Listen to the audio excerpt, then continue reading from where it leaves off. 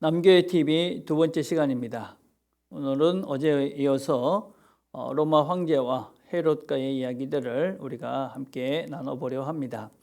우리가 등장하는 인물들이나 지명들이 익숙하지 않기 때문에 조금 생소해서 사실은 좀 이렇게 힘들어 보이기도 합니다. 그러나 우리가 기억을 되살려 보시면 옛날에 한번 좀 다 들었던 그런 사람들의 이야기입니다. 한번 오늘도 우리가 좀 아시는 얘기를 다시 한번 기억한다 이런 생각을 가지시고 한번 우리가 이 시간을 같이 지냈으면 좋겠습니다. 자, 우리는 어제 이 남유다와 북이스라엘 이 두 나라를 멸망시켰던 나라 이야기들을 했습니다. 그래서 우리가 북이스라엘을 멸망시켰던 나라가 아수르입니다. 그렇죠? 그리고 이 아수르를 멸망시킨 나라가 바벨론이라는 나라죠. 바벨론은 또 남유다도 멸망시켰던 나라입니다. 자, 그런데 이 바벨론을 멸망시킨 나라가 페르시아이죠. 그죠? 자, 이 페르시아는 또 어느 나라에서 멸망을 합니까? 헬라. 우리가 이 헬라의 유명한 왕이 알렉산더 대왕 이런 거 우리가 했습니다. 그죠? 그리고 이 헬라는 또 누구한테 멸망을 하냐면 로마에 의해서 멸망을 당하게 되어집니다. 근데 이 로마의 장군들 중에 누가 예루살렘을 멸망시키게 되느냐, 예루살렘을 쳐들어와서 점령을 하게 되냐면 로마의 장군 중에 폼페이우스, 이 사람이 와서 이제 예루살렘을 점령하고 이제 예루살렘, 이스라엘 이 나라는 이제 로마에 속국이 됩니다. 이게 이제 BC 65년경이다 이렇게 우리가 이야기를 합니다. 자, 그런데 이 당시에 이 로마라는 나라는 지중해 연안을 다 거진 통일을 했고 그 중에 이 로마의 이 최고 정치 지도자들이 3명이었습니다. 우리가 역사 공부를 할 때 이게 삼두 정치다 그렇게 이야기를 하는데 그 사람이 누구냐면 폼페이오스, 그 다음에 우리가 잘 아는 율리어스 시저, 아니면 뭐 가이사랴, 가이사랴 빌립보 그럴 때 이제 똑같은 말입니다. 그리고 크라수스, 이 세 사람이 이 로마라는 나라를 다스리는 삼두 정치를 하게 되어집니다. 자, 그런데 이 세 명이 사이좋게 지낼 리가 없죠. 결국 서로가 치열하게 죽이고 죽고 뭐 전투를 하고 그러다가 결국 누가 최종적으로 승리를 하게 되냐면 줄리어스 시저, 우리가 잘 아는 줄리어스 가이사랴가 통치를 하게 되어집니다. 모든 걸 이기고 통치를 하게 되죠. 그러고 난 다음에 이 사람이 로마의 첫 번째 평생 독신, 그러니까 일종의 우리의 지금 이제 그 황제 같은 독재관이 되어집니다. 그게 몇 년이냐면 BC 44년입니다. 어쩌면은 그 전에 로마라는 나라는 공화정을 했던 나라입니다. 공화정이라는 것은 여러 이제 원로들이 있고 그 다음에 장로들이 있고 이렇게 해서 이제 우리나라 지금 민주주의 같은 그런 정도였었는데 이때부터 이제 종신 이제 독재관이 생겨서 이제 황제 같은 역할을 가이사랴가 이제 율리어스 가이사랴가 시작하게 되어집니다. 그런데 BC 44년에 우리가 잘 아는 대로 이 율리어스 시저가 배신을 당하죠. 그래가지고 암살을 당합니다. 그때 또 유명한 말이 브루투스 넘어져 뭐 이런 얘기입니다. 그래서 자기 가장 믿고 있었던 친구이자 또 동료였던 브루투스가 배신을 해서 그를 죽이는 그 현장에 같이 동참을 하죠. 자, 그러고 난 다음에 이 시저가 이제 가이사랴가 죽고 난 다음에 여러 가지 혼란스러운 일인데 다시 3명의 이 로마의 이 장군들이 통치를 하게 되집니다.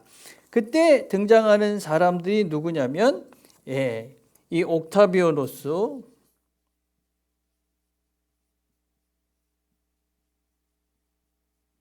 이름만 합시다. 옥타비아누스라는 사람과 안토니우스와 레피두스라는 사람입니다. 이 세 사람이 다시 이제 제2차 3두 정치라는 것을 시작하게 되어지죠. 그런데 이 3두 정치를 또 이 사람이 또 사이좋게 하지 않고 결국은 서로 싸우고 죽고 죽이죠.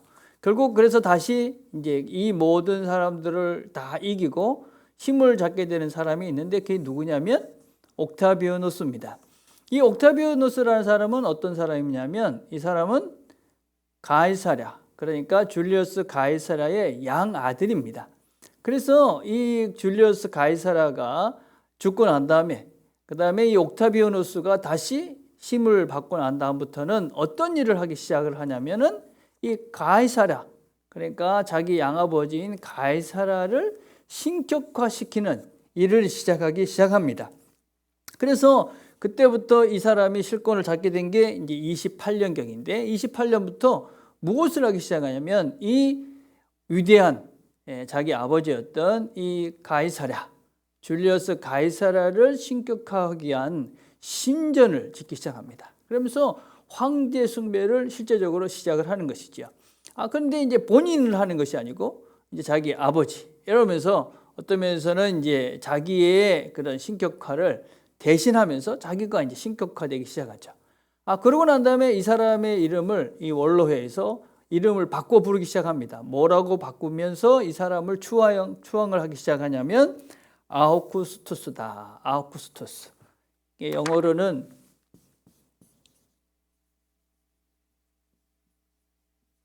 아우구스투스라는 말인데 이거는 위대한, 아니면 이 모든 것들을 관리하는 관리인이다. 뭐 이런 아주 특별한 칭호를 이 사람에게 주어지고 실제적으로 로마의 일대 황제로 이 사람이 등장을 하게 되어집니다.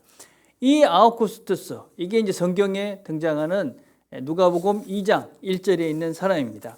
누가복음 2장 1절에 보면 그때의 가이사 아구스토가 영을 내려 천하로 다 호적하라 하였으니, 그래서 이때 등장하는 이 아우구스, 이게 아구투스가 아우구스투스라는 로마의 첫 번째 황제입니다. 자, 그러고 난 다음에 이 로마의 이 아우구스투스가 죽고 난 다음에 두 번째 황제가 누가 되냐면 티베리우스라는 사람이 황제가 되어집니다.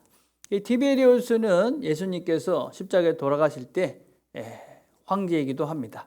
이 사람의 이름은 어디에 등장하냐면 누가복음 3장 1절에 보면 디베리오 황제가 통치한 지 15해 이렇게 등장합니다. 이 디베리오라는 것은 이 티베리우스의 라틴어적인 발음을 그대로 그 문자적으로 그냥 그 발음적으로 옮겨놓은 것입니다. 그래서 이 디베리오, 예수님께서 죽으실 그 당시에 황제가 바로 이 디베리오라는 사람입니다.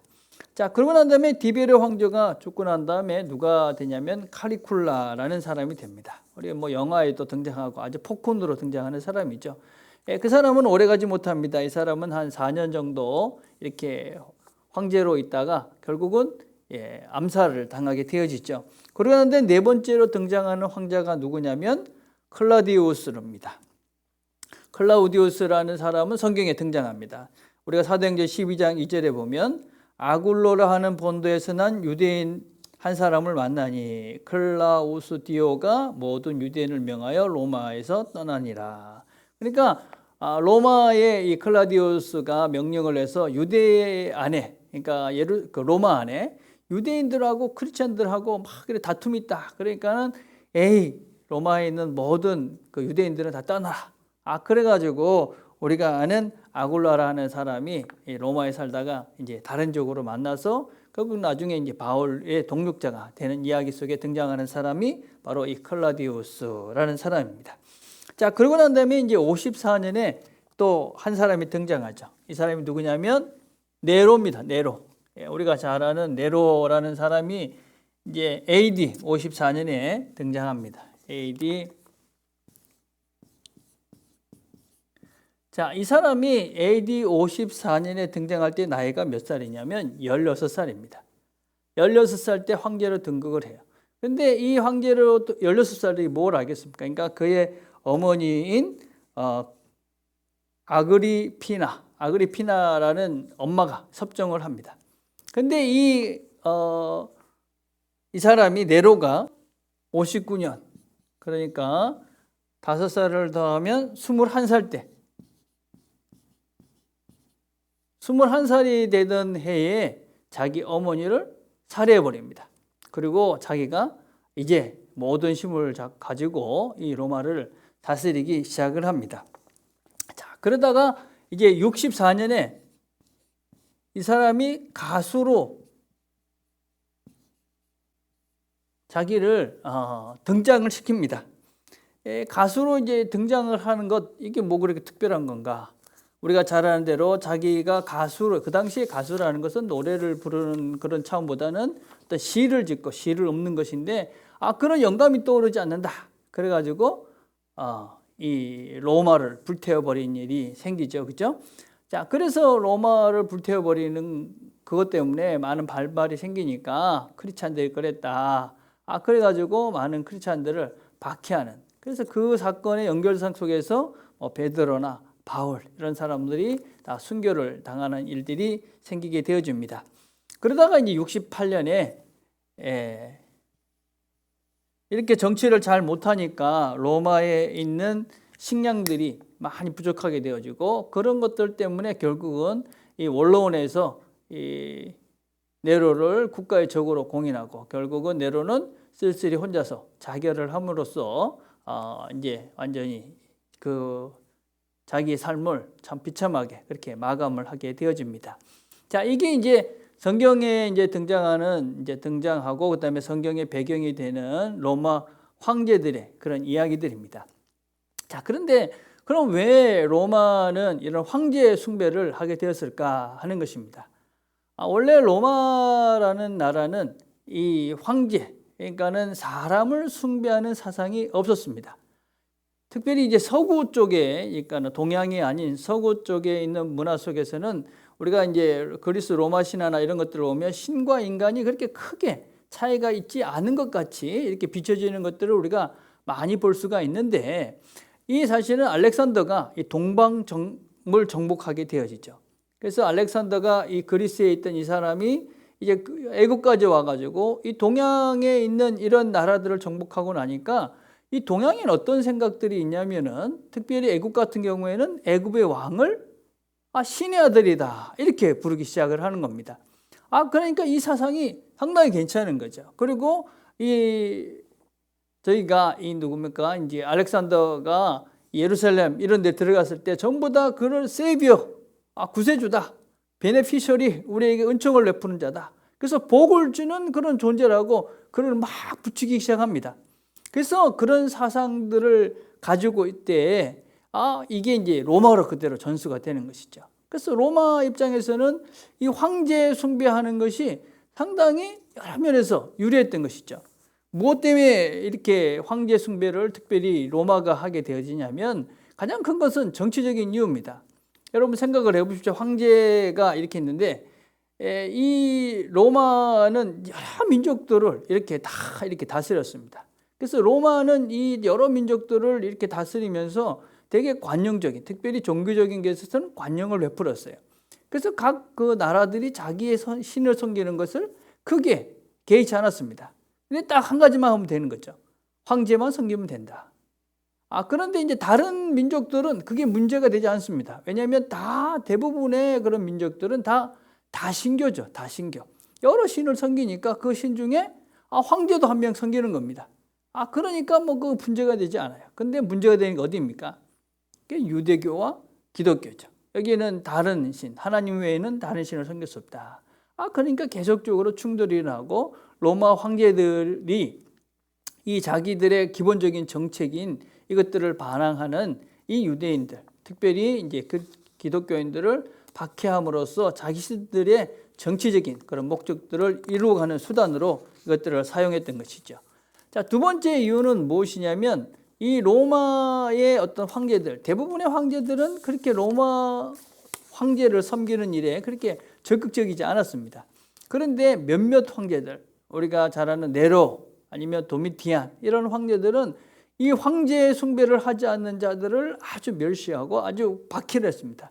왜냐하면 그건 철저하게 개인적인 욕망 때문이다. 그렇게 역사가들은 얘기합니다. 자기가 신적인 그런 존재로 우왕받고 싶은 그런 개인적인 욕망 때문에 이 황제 숭배를 강조했던 황제들이 있었다. 그렇게 이야기합니다. 자, 세 번째 목적은 무엇이냐면 이 권력 유지 수단으로 이 황제 숭배를 사용했습니다. 그럼 이 황제를 숭배한다. 그래서 황제를 숭배하는 신전을 세웁니다.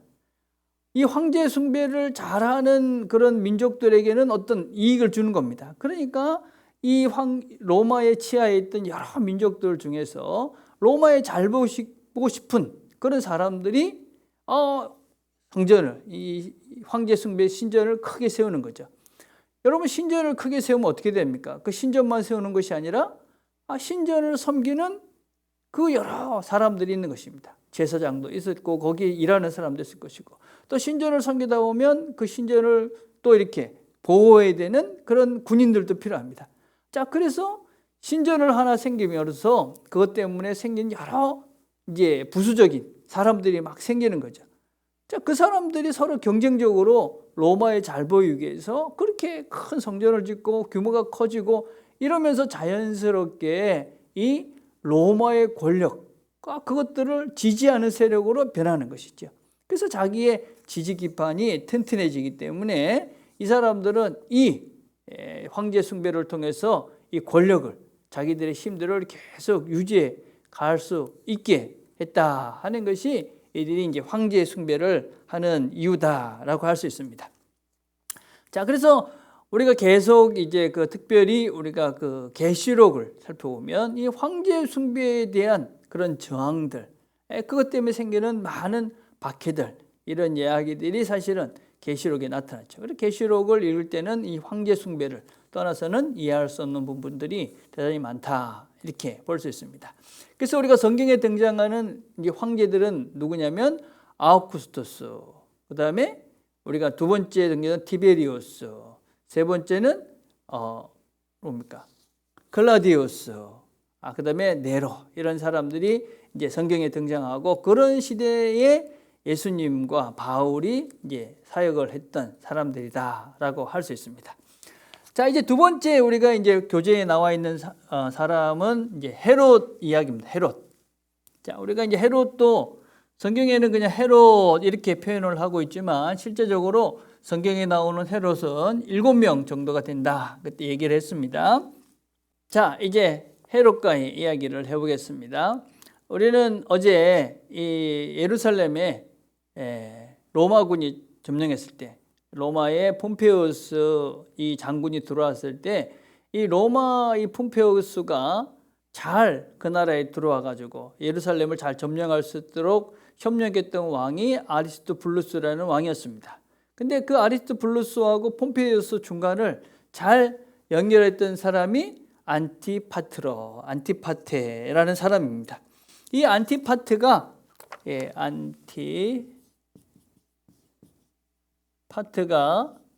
이제 유다의 이제 총독이 됩니다. 그리고 이 안티파트의 아들 중에 하나가 헤롯입니다. 헤롯은 아주 똑똑하고 용맹스러웠다, 이런 기록들이 있습니다. 이 헤롯이라는 사람이 18살 때 갈릴리 지역에서 큰 어떤 반란이 일어났는데, 그때 이 헤롯이 18살 때 군대를 데리고 가가지고 갈릴리 지역에 있었던 모든 분쟁을 해소하게 되어집니다. 그래가지고 이 로마로부터 이 헤롯은 상당히 인정을 받게 되어지고, 그리고 자기 아버지 안티파티가 죽게 되니까 이 헤롯이 그 직위를 그대로 물려받게 되어집니다. 그리고 그 안티파트가 단지 그냥 그 총독의 지위였다면, 이 헤롯은 그 당시에 여러 정치적으로 로마인들과 이렇게 잘 정치적 타협을 해서 그냥 총독의 지위가 아니라 왕의 칭호를 받고 이 예루살렘을 그다음에 유대 지역을 다스리기 시작합니다. 이 헤롯이 우리가 얘기하는 헤롯 대왕, 우리가 이렇게 이야기를 하죠. 그래서 여러분 가지고 있는 핸드아웃에 보시면 거기에 이 사람이 이제 맨 위에 이제 올라와 있는 사람입니다. 헤롯 대왕 이렇게 되어 있는 사람입니다. 자, 이 헤롯 대왕이라는 사람은 아주 잔인하고 또 그다음에 아주 이렇게 악독한 사람이다. 이렇게 기록에 남아져 있습니다. 뭐 예를 들자면 그 자기의 그 부인 중에 한 명이 누구냐면은 그 미리암네라는 여인입니다. 이 미리암네라는 여인을 아주 사랑했다고 이야기를 하고 있습니다. 그런데 미리암네라는 이 여인은 이 하스모니 왕조, 그러니까 유대의 정통 왕조의 그 집안의 딸입니다. 그러다 보니까 주변에 있는 사람들이 이 헤롯을 막 부추기는 겁니다. 네가 저 하스모니 왕조 저 딸을, 그다음에 그 아들들 그냥 놔두면 반역을 하고, 니는 에돔 사람. 여러분 우리가 지난주 얘기했죠, 어제. 이건 에돔 사람입니다. 그러니까 늘 출신에 대한 그런 불안한 마음이 있었는데, 네가 에돔 사람인데 하스모니 왕조의 그 정통 그 아들들을 세워서 유대인들이 반란을 일으킬 수 있다. 이런 부추김에 그냥 속아 넘어가 가지고 그 미리암네, 자기가 가장 사랑하는 여인이라 하는 그 여인도 죽이고, 아들이 셋이 있었는데 셋도 전부 다 죽여버립니다. 그만큼 자기의 권력을 유지하기 위해서 수단과 방법을 가리지 않던 왕이 바로 이 헤롯 왕입니다. 자, 그래서 우리가 성경에도 그런 거 나오잖아요. 우리가 마태복음 2장에 보면 유대의 왕이 났다. 그러니까 나중에 박사들에게 속은 걸 알고 그 마을에 가서 그 2살 아래에 있는 아이를 다 죽여라. 이런 명령을 내리던 왕이 바로 이 헤롯 대왕이다라고 할 수 있습니다. 또 헤롯 대왕에 대한 이야기들이 어떤 것들이 있냐면, 헤롯 대왕이 자기가 죽으면 유대인들이 다 기분이 좋아질 거다 이렇게 생각을 해가지고 자기 신복에게 어떤 명령을 내리냐면은, 이 유대인 중에 아주 그 명성 있는 사람들을 원형극장에다 다 모아놓고, 내가 죽었다 그러면 그 사람들을 다 죽여버리고, 그러고 난 다음에 내가 죽었다는 것을 선포해라. 그러면 사람들이 나 때문에 우는 게 아니고 그 사람들 때문에 다 울지 않겠느냐. 이럴 정도로, 물론 그것은 중간에 거기에 이제 데리고 왔던 사람들이 풀어줘서 그런 일은 생기지는 않았지만, 이럴 정도로 아주 잔인했던 사람이 바로 이 헤롯이라는 사람입니다. 자, 그렇지만 이 헤롯은 또 여전히 유대의 왕으로서 이 백성들한테 뭔가 이렇게 칭송을 받고 싶은 욕심도 있었습니다. 그래가지고 BC 17년 정도부터 시작해가지고 예루살렘 헤롯 성전을 이제 짓기 시작합니다. 헤롯 성전은 되게 오랫동안 짓게 됩니다. 거진 60년 넘게 짓는데, 그러니까 성전이 완전히 멸망이 된 게 AD 70년이라고 그랬잖아요. 그죠? 그 70년, 한 60, 전쟁이 일어나기 65년부터 일어났으니까 64년까지 계속 이 성전을 계속 지어갔다고 그럽니다. 그러니까 아주 굉장한 성전을 지으려고 애를 썼죠. 왜냐하면 이 성전이 바로 유대인들이 가장 사모하는, 또 가장 원하는 것이니까 그 성전을 아주 잘 지으려고 애를 써서, 그리고 유대인들에게 마음에 들려고 애는 썼지만 아주 포악했고, 그리고 유대인들에게는 전혀 호응을 받지 못했던 왕이 바로 이 헤롯 대왕입니다. 그래서 우리가 이제 마태복음에 등장하는, 첫 번째로 등장하는 마태복음 2장에 등장하는 예수님의 탄생 그 시기 때, 그때의 왕, 그게 누구냐면 바로 이 헤롯 대왕이다라고 할 수 있습니다. 자, 헤롯 대왕이 죽고 난 다음에 그 아들들이 이제 3명이 등장합니다. 우리가 아는 헤롯 아켈레오, 그다음에 헤롯 안티파스, 그다음에 헤롯 빌립, 이렇게 3명이 등장을 하게 되어집니다. 그래서 아켈레오라는 사람은 유대를 담당하게 되고, 유다의 나라를, 예루살렘을 얘기합니다. 그 다음에 이 안티파스는 갈릴리를 책임지게 됩니다. 그 다음에 빌립은 이제 사마리아. 그래서 다 헤롯 아켈레오, 헤롯 안티파스, 헤롯 빌립, 이렇게 이제 3명의 아들이 이제 유대 이스라엘 나라들을 각각 나눠 갖게 되어집니다. 자, 그런데 헤롯 아켈레오라는 사람은 아주 잔인한 사람이었습니다. 그래서 그가 집권하자마자 이 유대 예루살렘 지역을 아주 강력하게, 아주 심하게 이렇게 통치를 합니다. 그래서 반란도 많이 일어나고 문제를 많이 일으킵니다. 그러다 보니까는 이 로마에서 이 나라를 이 아켈레오한테 맡기면 안 되겠다. 그래가지고 총독을 파견합니다. 이 로마는 문제가 없는 지역은 그 분봉왕, 자기들 밑에 있는 그런 분봉왕을 이게 영어로는 클라이언트 킹이라고 그러는데 그렇게 자기들이 이렇게 맡겨서 했고 문제가 심각한 데는 직접 통치를 했습니다. 문제가 많은 지역. 그래서 이제 총독을 직접 파견합니다. 그 파견된 총독이 이제 빌라도이죠. 그래서 빌라도가 이제 유대 땅을 직접 통치하게 되어집니다. 자, 우리가 이 이야기는 우리가 이제 그 마태복음에 보면 예수님께서 이제 애굽으로 도망을 갔다가 다시 예루살렘으로 돌아가려고 그러는데 그때 아켈레오가 왕이 됐다. 이 잔인한 왕이 됐다는 소식을 듣고 어디로 가게 됩니까? 그런 나사렛으로 가게 되어집니다. 그래서 그 잔인한 소문, 그 아주 나쁘다는 소문을 듣게 되는 그 사람이 누구냐면 바로 헤롯 아켈레오라는 헤롯 대왕의 첫 번째 아들이라고 할 수 있습니다. 자, 두 번째 이 헤롯 안티파스라는 사람은 어떤 사람이냐면 우리가 잘 아는 세례 요한을 죽인 사람이죠. 이 안티파스는 이 그 빌립 자기 동생의 아들인 헤로디아를 첫눈에 보고 반합니다. 그래가지고 이 여인을 이 갈릴리로 데리고 가가지고 결혼을 해버립니다.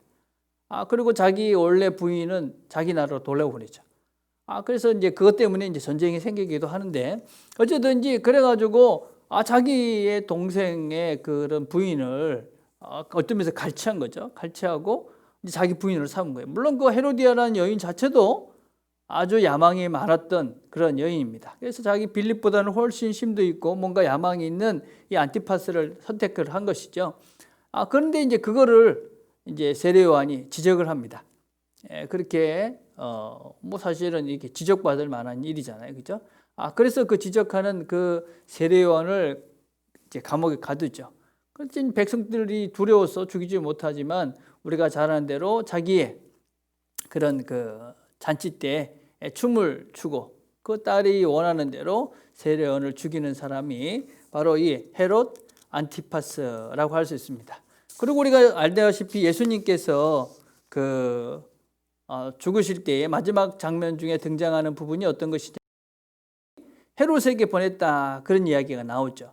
왜 예수님의 마지막 때에 이 빌라도가 헤롯에게 보냈냐? 이 헤롯에게 보낸 이 헤롯이 바로 이 헤롯 안티파스인데 왜냐하면 헤롯이 다스리는 나라가 갈릴리였죠. 그렇죠? 예수님께서 그래서 갈릴리 출신이다. 그러니까 이 헤롯에게 보내가지고 이 사람이 죄가 있는지 없는지 확인해봐라. 그렇게 이야기를 하는 것이 이제 이 두 번째 헤롯 안티파스 왕이다라고 할 수 있습니다.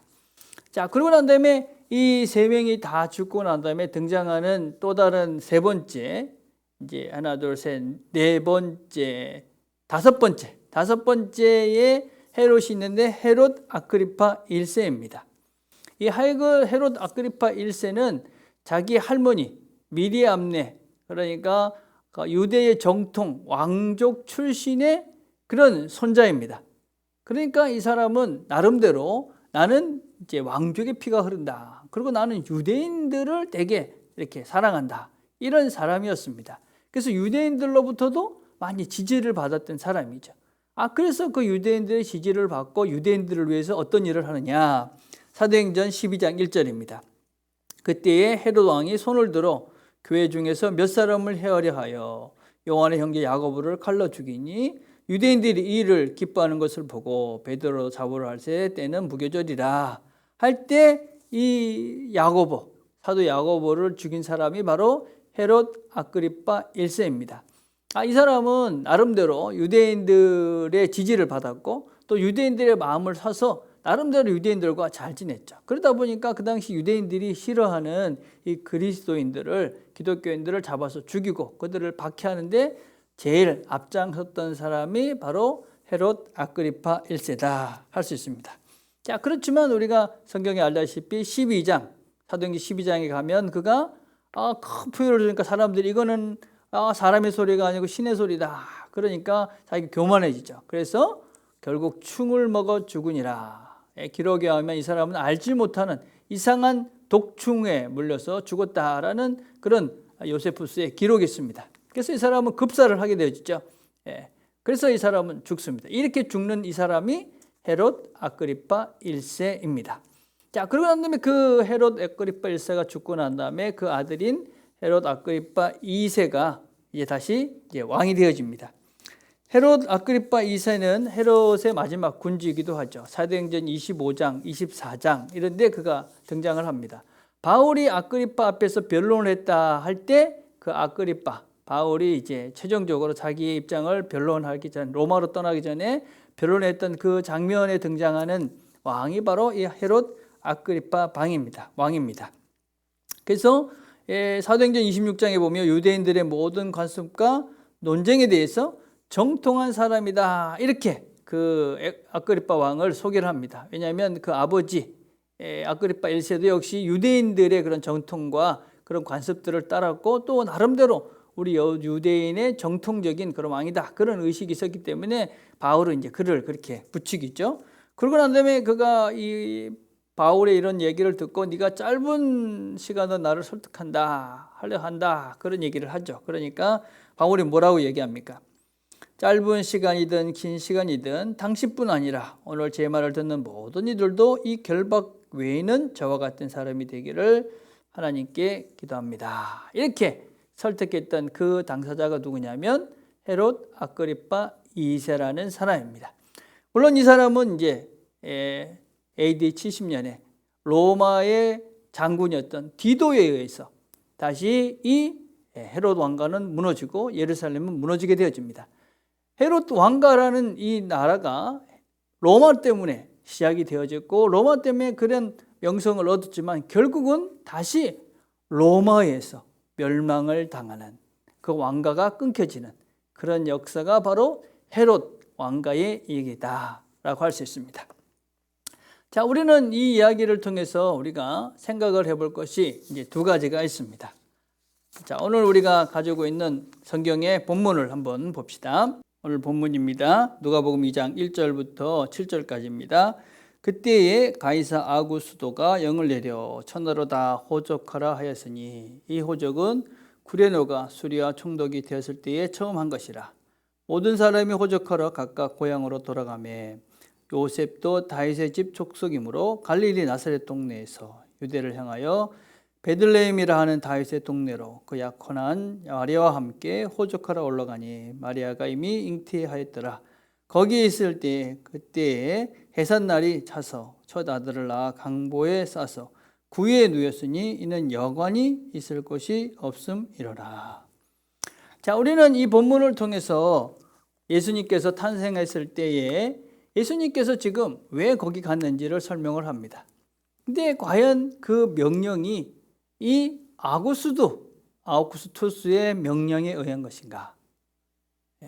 성경은 훨씬 몇백 년 전에 이미 메시아가 예수님께서 바로 이 작은 골, 이 베들레헴에서 그분이 태어날 것을 예상했고 그리고 그 예언을 했고 그리고 그 예언을 따라서 예수님께서는 그곳으로 가신 것이죠. 자, 그 왕, 누가 진짜 왕인가 하는 것입니다. 누가 과연 이 일들을 이루어지게 한 것인가? 아우구스투스가 예수님을 그 베들레헴으로 가게 한 것인가? 아니면 하나님께서 그를 그곳으로 가게 하신 것인가? 그래서 우리가 진정 누가 왕인가? 누구의 명령에 따라서 이 세상이 움직여 가고 있는가? 하는 것들을 우리가 꼭 기억해야 되는 것이죠. 우리가 역사를 보면서 늘 명심해야 될 것은 무엇이냐면 지금 당장 어떤 특별한 권력자들이나 왕이나 세력들이 있습니다.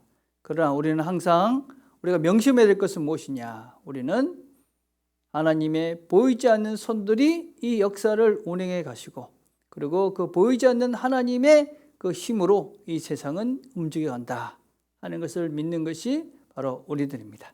그래서 우리가 이 현실 속에서 우리가 살고 있는 현실 속에서 정말 누구를 믿고 누구를 왕으로 모시고 살아야 되는가 하는 것들을 우리가 꼭 기억할 필요가 있습니다. 오늘 이 정도 하겠습니다. 오늘도 우리가 우리의 왕 대신 그 예수 그리스도 그분을 꼭 기억하시고 그분의 명령에 순종함으로 우리의 삶을 이끌어 가시고 또 우리의 삶 속에서 하나님의 모습들, 능력들을 드러내실 그분을 기대하며 이 하루도 승리하는 저와 여러분 되기를 간절히 바라겠습니다. 기도하겠습니다.